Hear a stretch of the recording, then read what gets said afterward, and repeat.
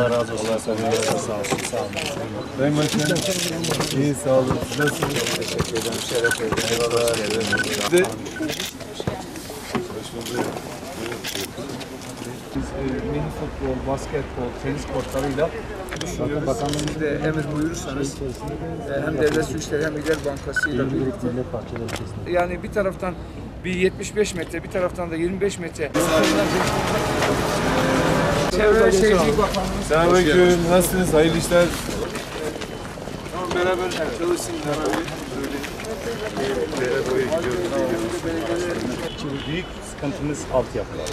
En büyük sıkıntımız. Onun dışında yollarımız.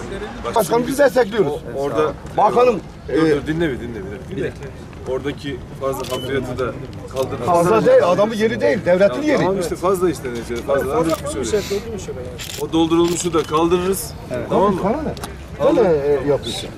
Fazla dolgu ne varsa bugün hemen tebligatlarını yapacağız. Tabii. Vatandaş kaldırdı. Kaldırmadı cezai işlemi yapacağız. Nama hesabı da biz kaldıracağız. Tabii Sayın. Tamam mı? Emriniz olur. Tamam mı? Başkanım bura tek değil, o taraf, Biliyorum. o taraf da. Şimdi temiz su akıyor. Şimdi temiz su akıyor. Çinli bir firma hibe olarak böyle bir model Türkiye'ye tanıtmak için girişimde bulundular. Buraya arıtma tesisi kuruyor bize. Hiçbir kuruş para ödemeden getirip buraya iki tane kuruyordu. Ondan sonra şu kısım tam Murat Nehri'ne kadar, öbür tarafta şöyle yeni yeşil alanlarla, kafeteryalarla, oturma yerleriyle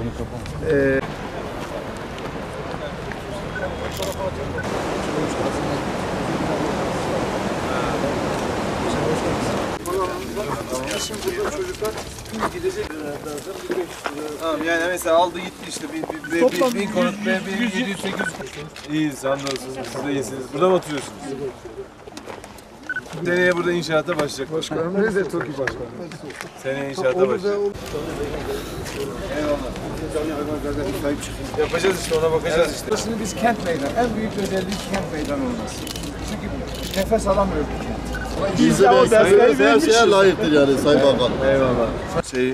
Suyu, ahır suyu. 264 tane parsel. 264 parsellerin büyüklüğü. Yaklaşık olarak efendim 180-1200 metre. Şurada var. Yürüyeceğiz, öyle olmaz. Bir adım. Şimdi işlerdir. Kendilerine hoş geldiniz diyoruz.